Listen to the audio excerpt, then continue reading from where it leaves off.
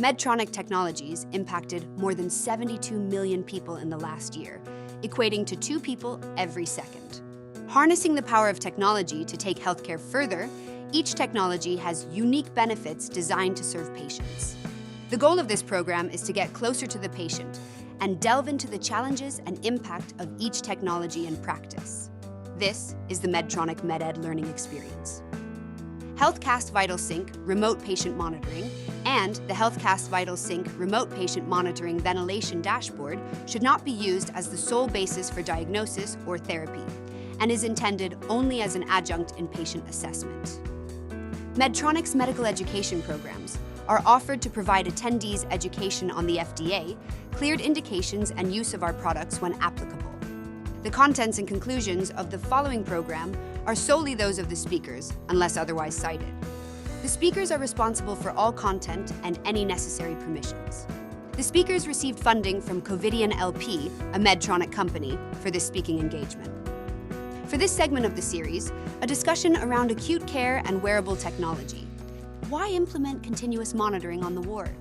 To help provide insight into this topic is Dr. Ashish Khanna, Director of Perioperative Outcomes and Informatics Collaborative at Wake Forest University School of Medicine.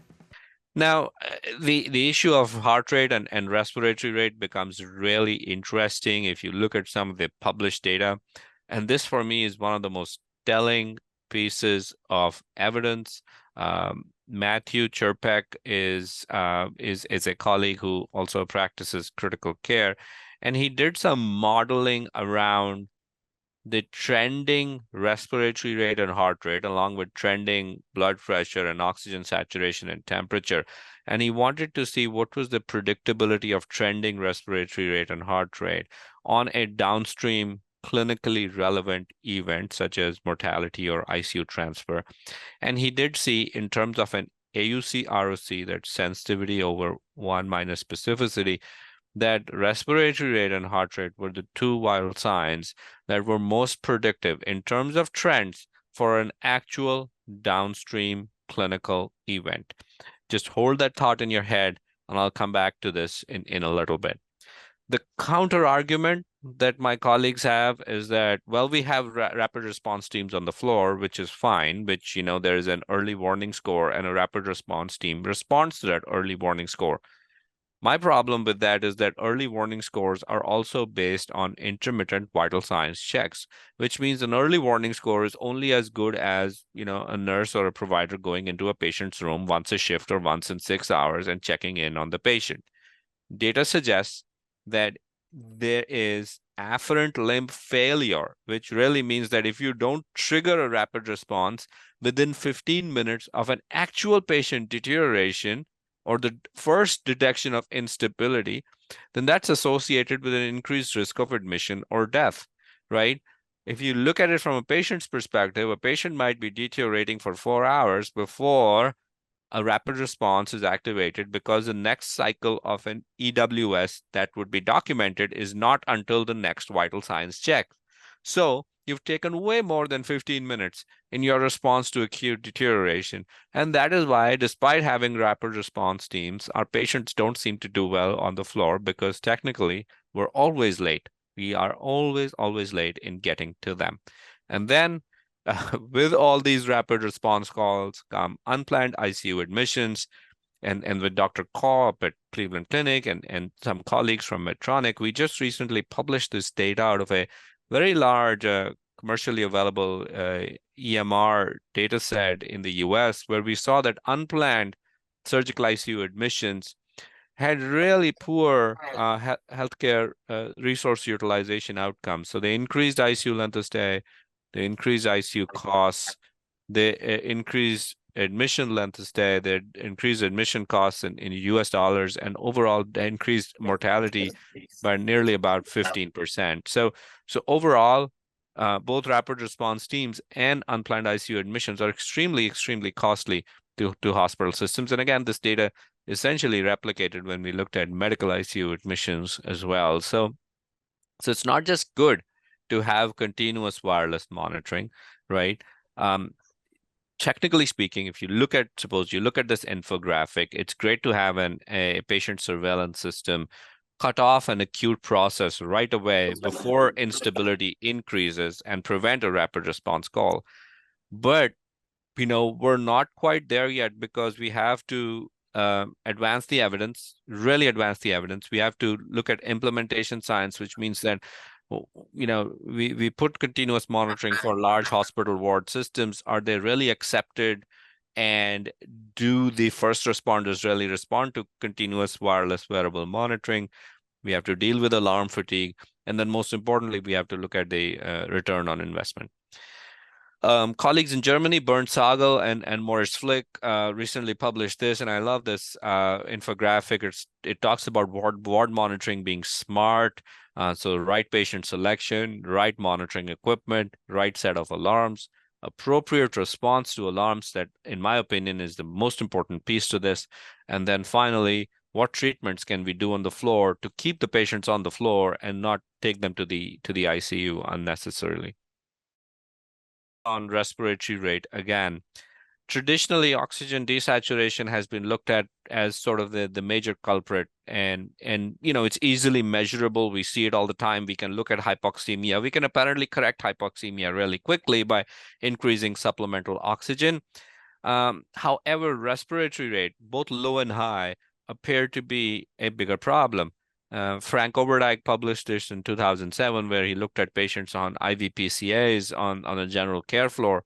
And he saw that, for example, if you look at duration of events in minutes on the x-axis, there's about 1,000 hypoxemic events with an O2 sat less than 90 for two minutes. Compared to that, there was about 4,000 low respiratory rate events with respiratory rates less than 10 for about 2 minutes. So again, not nearly comparing apples to apples here, but the respiratory rate part appearing to be as significant, or probably even more significant a problem, especially in patients on opioids on the general care floor. And he's highlighted that in subsequent publication, where we give our patients opioids and sedatives all the time on the general care floor. That increases their overall odds of having a cardiac arrest about 3 times compared to those who receive only opioids or sedatives or don't receive anything at all. We did some of this with Prodigy, right? So this was a pivotal study, looked across 3 continents and 1,500 patients with continuous capnography and oximetry on the general hospital floor. We saw that 46%, nearly half of our cohort, had at least one opioid-induced respiratory depression episode picked up by continuous monitoring, even though all of the monitoring was silenced and blinded, and the nurses were just doing their regular 4 to 6 hour checks. Now, one sort of critique of Prodigy was that the monitoring equipment used was tethered our patients to bed. So there was the device that went on an IV pole or by the patient's bedside, and patients couldn't really move, right? So that's where wireless wearables are hopefully going to take us to the next step. The other next step is understanding what patients are likely to decline. And without going into too much detail today, the Prodigy risk score is still available. Very easy to use bedside tool that really looks at age, male sex, opioid naivety, sleep disordered breathing, and chronic heart failure, and then gives patients a grading criteria in terms of their likelihood of opioid-induced respiratory depression.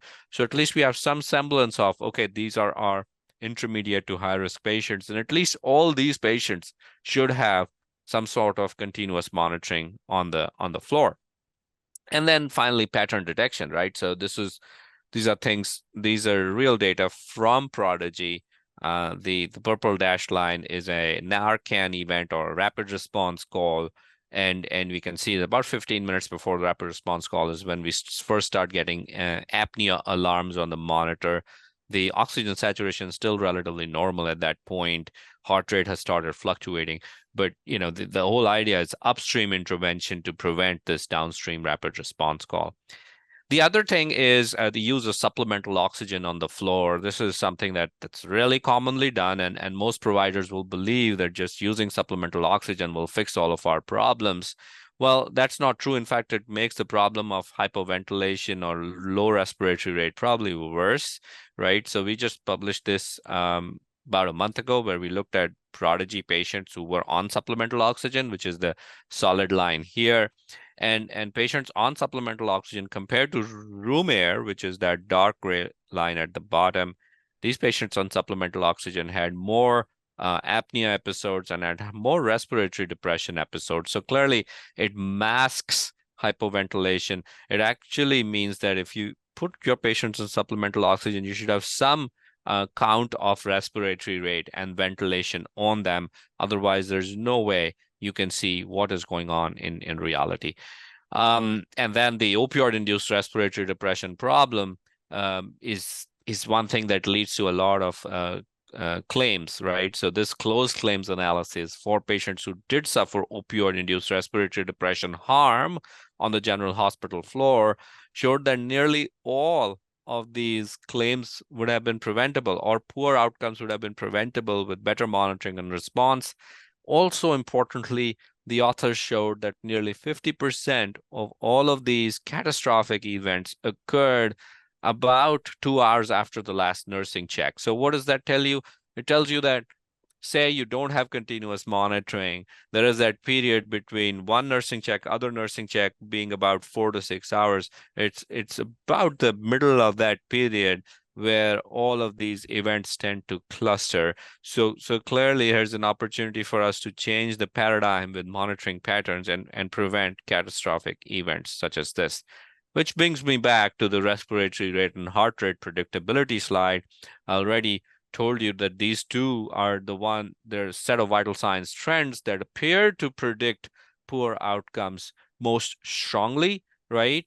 So here is the one reason why I really worry about respiratory rate. The dark purple line here is an actual ICU transfer. And the EMR recorded respiratory rate is always the same, 12 to 16, depending on what institution you go to, because we don't either count it properly or we're unable to count it properly. And here you can see that with a wireless wearable monitor, there's been an actual uptrend in respiratory rate. There's been a slight uptrend in heart rate as well, definite uptrend in temperature. And, the mu score has been all intermittent and all over the place. But, there is a clear trend here that as the respiratory rate has gone up, there's been an ICU transfer, and all the way through, EMR recorded respiratory rate has been the same, 12 to 16 or 16 in this case, even at the point of ICU transfer, which tells me that here is an issue that we need to fix right away. I mean, this is almost malpractice to some extent, where you're documenting a vital sign, a pivotal vital sign, so incorrectly, right up to the point of ICU transfer. I cannot believe that the patient actually went to the ICU and someone still documented a respiratory rate that was the same as the respiratory rate that was documented, 2 days ago. So I mean, that just doesn't make sense and tells us why this is so important. This is some of the data from the bio button, which you all have seen or must have seen. I picked up a couple of slides that I thought were really important clinical depictions of why the bio button or any other wireless wearable would be really important. So the first part is trending respiratory rate and heart rate. Sepsis or occult sepsis is one of the most common diagnoses on the general hospital floor, and one of the most underdiagnosed conditions, and a condition where every second counts, where delayed initiation of antibiotics, delayed resuscitation will lead to mortality, and definitely lead to morbidity. And here's what we see, right? So we see a gradual uptrend in heart rate, a gradual uptrend in respiratory rate.